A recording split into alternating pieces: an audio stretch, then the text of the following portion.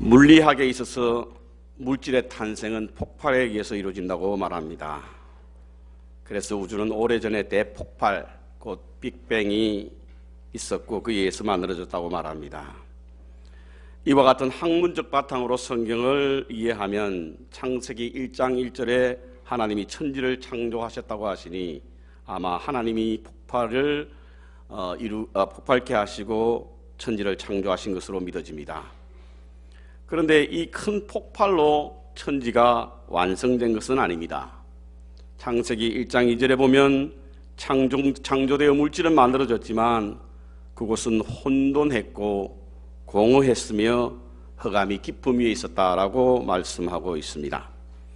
모습이 전혀 갖추어지지 않는 상태였다는 것입니다. 그곳에 하나님의 창조의 완성을 위한 첫걸음을 떼기 시작했는데요, 그 시작이 바로 빛입니다. 빛이 있으라 하시니 빛이 있었다. 이는 빛이 없으면 생명이 존재할 수 없었기에 가장 먼저 하나님은 빛을 만드신 것으로 이해합니다. 그래서 빛은 하나님의 작품입니다. 이렇듯 빛을 만드셔서 생명의 씨앗을 심고 인류를 시작하게 하셨는데요, 정작 인류는 빛이 무엇인지 그 정체를 알 수 없다고 합니다. 족장시대에 쓰여진 것으로 알고 있는 욥기서에 보면 하나님께서 빛이 어디에 쏘고 어둠이 어디로 가는지 아느냐라고 물으실 때부터 수천 년이 지난 오늘 지금까지도 현대과학, 인간은 빛이 정확히 무엇인지 아직 모르며 어떻게 존재되었는지 답할 수 없습니다. 그래서 현대과학에서 빛은 천지의 창조와 함께 인류가 풀어야 할 수수께끼라고 말합니다. 하지만 성경은 분명하게 빛의 근원이 하나님이라고 말씀하고 있고 하나님에 의해서 창조된 것이라고 설명하고 있습니다. 그럼 빛은 왜 만드셨는가? 오늘 본문 4절에 보니까 어둠을 나누기 위하여 빛을 만드셨다라고 말씀하고 있습니다. 그러니까 2절에 흑암이 수면 위에 있었는데 그 어둠을 물리치기 위해서 빛을 만드셨다라고 하는 사실인 것입니다. 그래서 지금도 어둠은 빛을 이길 수가 없습니다. 칠흑 같은 어둠이 있다고 하더라도 한 줄기의 빛에 의해서 어둠이 물러가는 것을 보지 않습니까?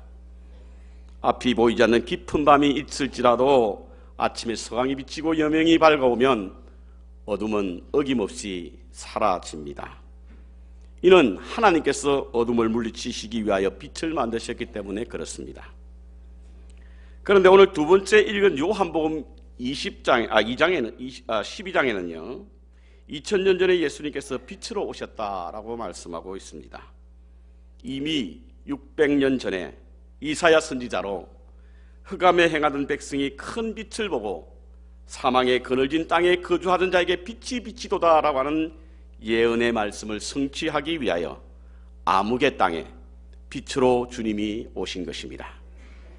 어둠을 물리치기 위해서 그리스도를 믿는 사람에게 어둠에 거하지 않도록 하기 위하여 빛을 만드신 하나님께서 친히 육신의 몸을 입고 이 땅에 빛으로 오신 것입니다. 그래서 신약 성서학자인 아돌프 슐라텔이라고 하는 사람은요, 그리스도는 그 교훈을 해석하거나 그 신학을 설명할 뿐만 아니라 빛으로 역사하신다, 이렇게 말씀하고 있습니다. 어둠 속에 있는 세상의 빛을 통하여, 어둠 속에 있는 세상을 빛을 통하여 우리에게 어둠의 자식에서 빛의 자녀로 만드시기 위하여 역사하셔서 이 땅에 오신 것입니다. 그러므로 믿음을 가졌다라고 하는 것은 빛의 자녀가 되었다라고 하는 의미입니다. 이는 그리스도의 빛이 우리 안에 들어와 있기 때문에 그렇습니다.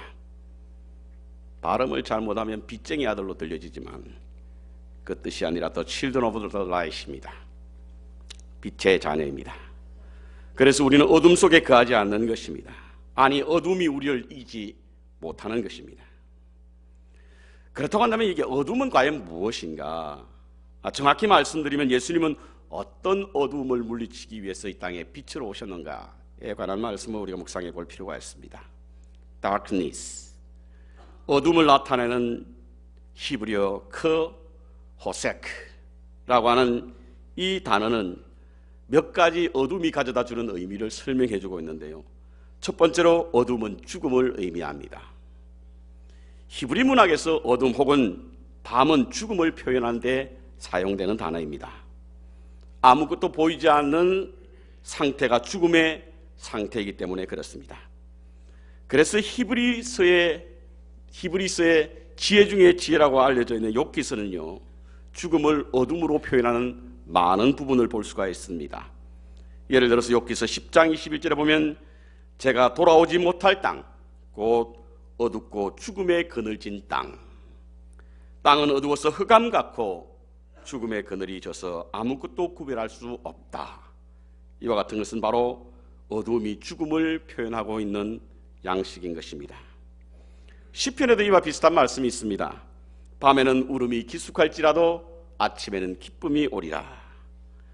이 울음은 죽음을 맞이하는 사람들에게 나타나는 반응입니다. 그래서 밤은 죽음을 말하는 것이고 울음은 죽음을 맞이한 사람의 반응을 의미하는 것인데요, 어둠을 죽음으로 표현하는 그런 시적 표현인 것입니다.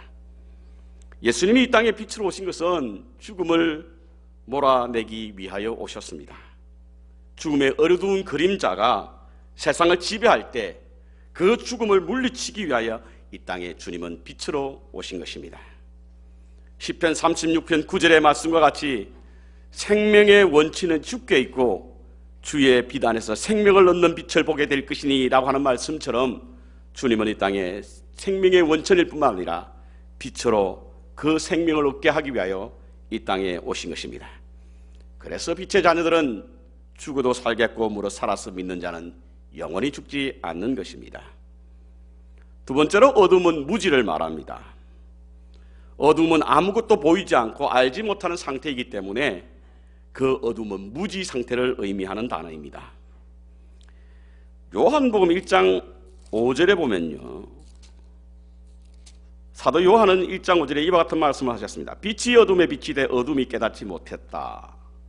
이 말은 무슨 말씀이냐면 어둠이 빛을 이겼다라는 의미가 아니라 이 땅에 빛이 왔는데 무지한 자들이, 어두운 자들이 그것이 빛임을 알지 못했다라고 하는 의미로 해석할 수 있는 말씀입니다. 이는 빛이 이 땅에 왔지만 무지한 자들은 그것이 빛인지 알지 못하고 그래서 예수를 메시아로 믿지 못했다라고 하는 사실인 것입니다. 무지하면 진리를 보지 못하지 않습니까, 여러분? 무지하면 진리를 알 수 없습니다. 아는 것만큼 보인다고 하죠. 알지 못하면 보지 못하는 것입니다. 알지 못하면 지키지 못하는 것이죠. 알지 못하면 누리지 못합니다. 알지 못하면 분별할 수 없습니다. 예수님께서 탄생하실 그때에 많은 이스라엘 사람들은 예수님이 메시아인지를 알지 못했습니다. 그래서 그분을 십자가에 매달리게 하셨지 않습니까? 예수님을 십자가에 돌아가시게 한 것은 로마의 군병도 아니고 이스라엘 사람도 아니고 바리새인도 아니고 사두개인도 아니고 제사장도 아니었습니다. 그들의 부지였습니다. 주님을 알지 못했기에 그들은 예수님을 십자가에 못 박았던 것입니다. 그래서 성경에서는 무지를 죄로 말하고 있습니다. 이는 하나님의 생명에서 떠나는 것이기 때문에 그렇습니다. 에베소서 4장 18절에 총명이 어두워지고 저희 가운데 있는 무지함과 굳어짐으로 하나님의 생명에서 떠났다라고 말씀하고 있습니다. 그래서 우리는 하나님을 알아야 합니다. 힘을 내어서 하나님을 아는 일에 힘써야 합니다. 그렇지 않으면 무지함으로 말미암아 어둠 속에 사로잡힐 수밖에 없습니다.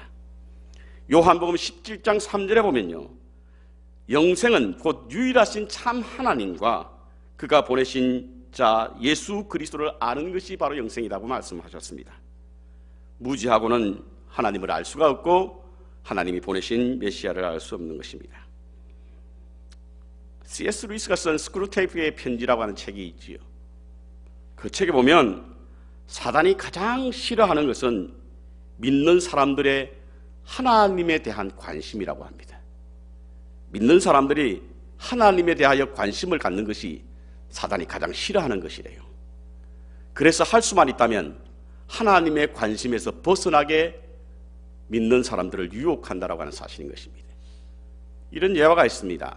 어떤 신사가 하나님을 좀 알까 하여 도서관에 가서 하나님에 관한 말씀을 읽으려고 그 책을 끄집어냅니다. 그런데 그 마음속에 사단이 들어와서 속삭입니다. 배고프지 않아? 밥 먹고 해. 그러자 하나님을 알고자 책을 폈던 그 마음이 금세 돌아서서 밥을 먹으러 갑니다. 점심 식사 후에 다시금 도서관에 앉아 오전에 보려고 했던 그 책을 다시 끄집어냅니다. 그러자 다시금 사단이 속삭입니다. 집에 가서 할 일이 많지 않아. 할 일 다 끝내고 나서 봐도 늦지 않아. 그러자 이 신사는 그 책을 덮습니다. 그리고는 집으로 향하는 차를 탑니다. 버스에서 그 집을 향하는 차 뒤에는 사단이 뒤에서 미소 짓고 있다라고 하는 이야기가 그 책에서 소개되고 있습니다. 그렇습니다, 여러분. 사단은 할 수만 있으면 우리로 하여금 하나님의 관심 밖으로 밀어내려고 합니다. 우리가 하나님에 대한 관심이 없는 것은 어쩌면 사단의 전략일 수 있고요, 사단으로 말미암아 하나님께 무관심하게 만들어갈 수 있다는 사실인 것입니다. 하나님은 우리가 하나님을 알기를 원하십니다. 선지자 호세아를 통해서 힘써 여호와를 알라라고 말씀하십니다. 왜? 무지하면 어리석어 죄를 짓기 때문에 그렇습니다. 우리가 어떤 사물을 볼 때요, 그 사물을 인지하는 것은 사물에서 빛이 나기 때문에 인지하는 것이 아니라고 합니다.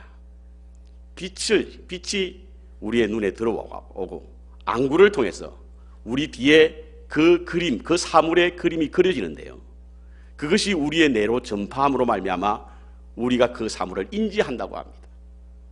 그러니까 아무리 가까이 있는 컵이라고 할지라도 우리의 눈에 빛이 들어오지 않으면 이것을 볼 수 없다라고 하는 사실인 것입니다. 예수님께서 이 땅에 오신 것은 우리의 눈에 빛을 비추기 위함인 줄 믿습니다. 그래서 그 빛을 통하여 하나님의 뜻과 섭리와 계획, 그리고 하나님의 나라와 하나님의 백성들을 우리에게 알게 해주심으로 무지로부터 벗어나게 하기 위하여 이 땅에 오신 것입니다. 세 번째로 어둠은 역경입니다. 역경은 우리의 삶의 어두운 시간들입니다. 경제적인 가난, 육체적인 질병, 마음의 공고가 우리에게 다가올 때가 많이 있습니다. 사람들로부터 미움을 받고 거절당하고 홀로 있는 고독한 시간을 보낼 때가 참 많이 있습니다. 이때는 정말 앞이 보이지 않을 정도로 캄캄한 어두운 시간을 보내는 것입니다. 그것이 제도적인 환경 때문인지 혹은 가진 자의 폭력 때문인지 알 수 없습니다. 또한 아무 이유 없이 전혀 생각지 않은 일에 불행이 도적같이 임할 때도 있습니다. 그래서 깊은 어두운 수렁에 빠질 때가 참 많이 있습니다. 이를 위하여 주님은 빛으로 오신 것입니다.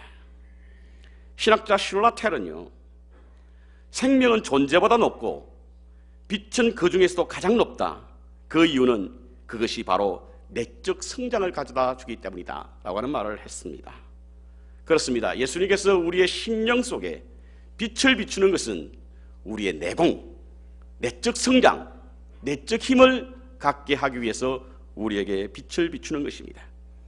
그래서 하나님은 치료하시는 하나님이시기도 하지만 치유하시는 하나님이시기도 합니다. 생명의 빛을 우리에게 주셔서 치유하시는 분이 바로 하나님이십니다. 그럼 왜 빛이 필요한가 하는 겁니다. 왜 예수님이 굳이 빛이 되어야 하는가 하는 질문입니다. 골로새서 1장 3절에 보면요, 흑암은 권세가 있다라고 말합니다. 흑암이 단순하게 어둠, 보이지 않는 어떤 것, 그것이 아니라 흑암에는 권세가 있다는 것입니다. 그리고 그 권세는 우리의 생명을 빼앗아가고 우리의 눈을 가리며 그리고 두려움과 절망감 속에 사로잡히게 하는 것이 바로 어둠이 가진 권세입니다. 원래 인간은 본래 하나님의 창조주이신 하나님을 닮아서 아름다움을 추구하고 살아가는 존재들 아닙니까? 그런데 흑암의 나라의 권세가 우리를 사로잡으니 우리의 삶이 추하게 바뀌는 것입니다. 우리가 생명의 삶을 살기 위해서 이 흑암의 권세를 빠져나와야 합니다. 근데 문제는 이 흑암의 권세가 너무 강하다는 사실인 거예요. 우리의 힘으로 빠져나올 수 없는 것입니다. 그래서 주님이 필요합니다.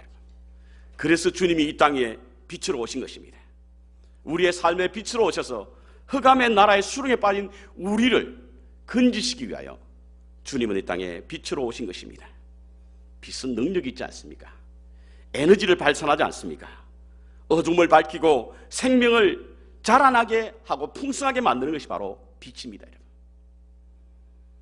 그래서 누가복음 4장에 보면요, 예수님은 사역을 시작하시면서 주의 성령이 내게 임하셨으니 가난한 자에게 복음을 전하게 하시려고 내게 기름을 부으시고 나를 보내사 포로된 자에게 자유를, 눈먼 자에게 보게 함을 전파하며 눌린 자를 자유롭게 하기 위함이다, 이렇게 말씀하고 있습니다. 곧 주님께서 이 땅에 오신 것은 우리에게 포로된 우리를, 흑암의 권세에 포로된 우리를 자유하게 하기 위하여, 흑암의 권세로 멀어진 우리의 눈을 보게 하기 위하여, 그리고 눌린 우리에게 하나님의 권세로 이김을 주시게 하기 위하여 이 땅에 빛으로 오셨다는 것입니다. 그렇습니다. 죽음과 무지 그리고 역경의 어려움을, 어두움을 벗어나게 하기 위해서 주님은 이 땅에 빛으로 오신 것입니다. 그렇다면 어둠의 권세를 이기기 위해서 우리는 어떻게 해야 할 것인가? 첫 번째로 주님을 따라야 합니다. 요한복음 8장 12절에 보면 나는 세상의 빛이니 나를 따르는 자는 어둠에 다니지 아니할 것이다 라고 말씀하고 있습니다. 믿음의 삶을 살아가는 우리에게는 많은 순간 무엇을 했느냐보다는 어디에 있었느냐가 더 중요할 때가 많이 있습니다. 왜냐하면 환경은 사람을 지배하고 만들어가지 않습니까?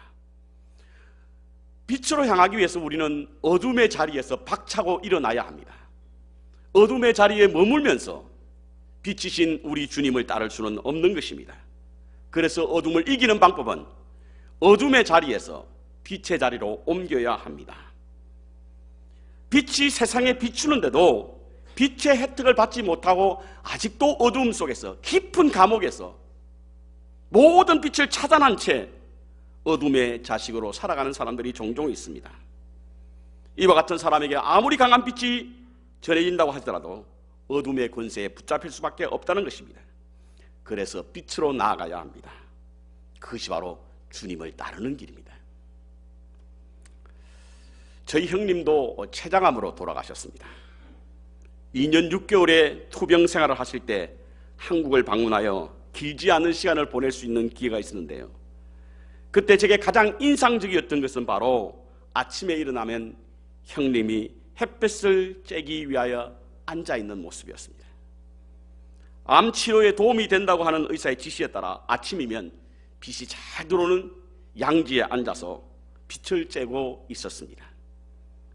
물론 암은 아직도 정복되지 않는 그런 영역이기 때문에 세상을 떠나셨지만 빛이 주는 힘으로 생명의 의지를 불태웠던 모습을 보면서 우리가 사망과 무지 그리고 역경의 어둠 속에 벗어나기 위해서는 우리는 빛을 따라 행해야 될 줄 믿습니다.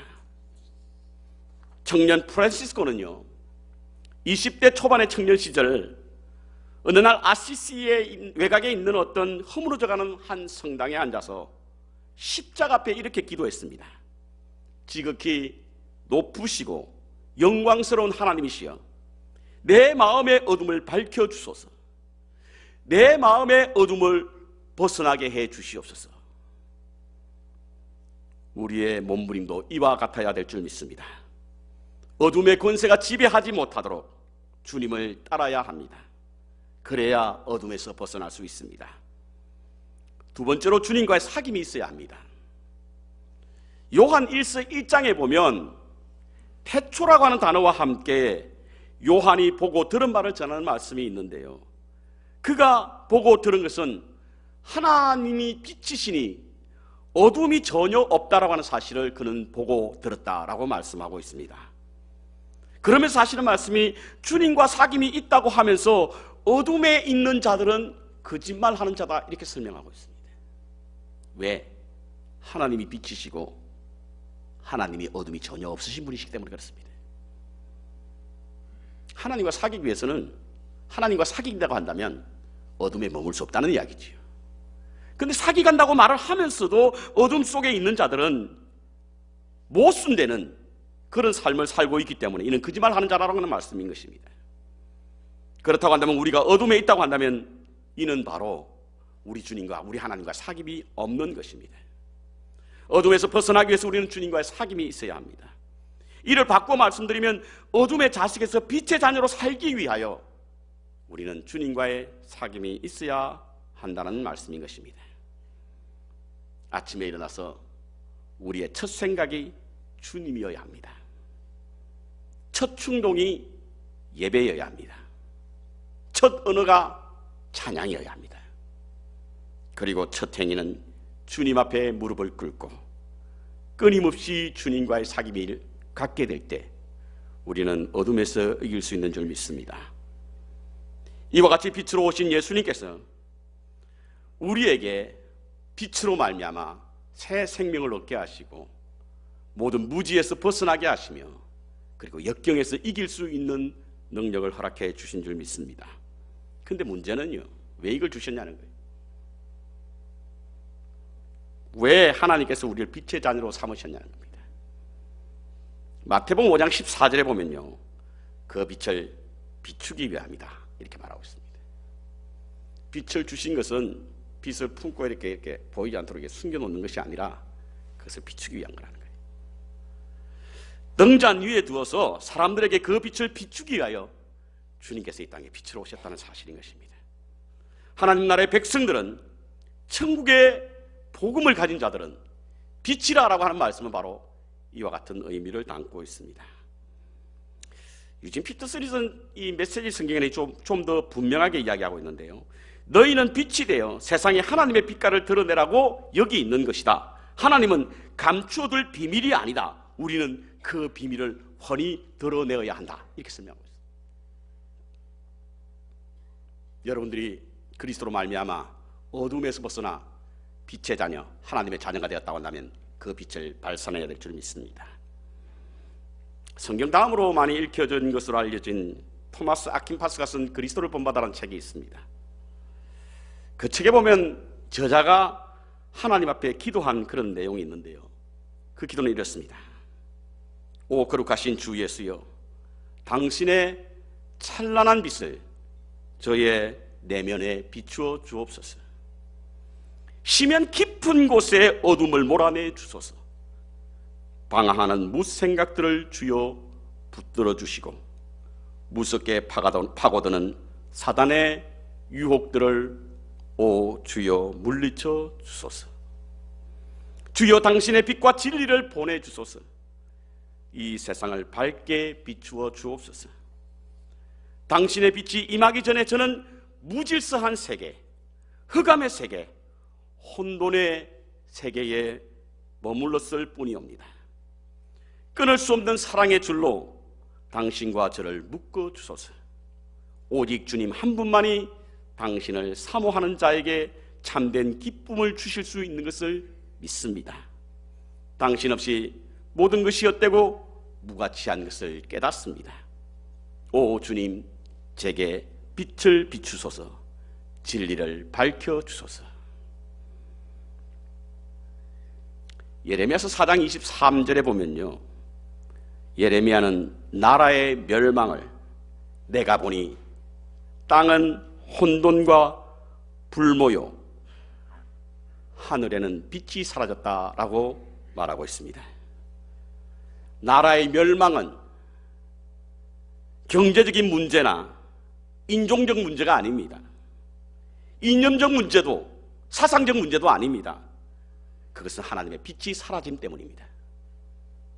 우리가 살고 있는 미국 땅과 한국 땅의 멸망은 하나님의 빛이 사라질 때에 그 멸망이 일어나는 사실을 우리는 잊지 말아야 합니다. 지금은 하나님의 오심을 기념하는 대강절의 계절입니다. 2000년 전에 초림주로 오셨고 현재 성령으로 우리 가운데 내주하시며 미래에 다시 오실 예수님을 기다리는 계절입니다.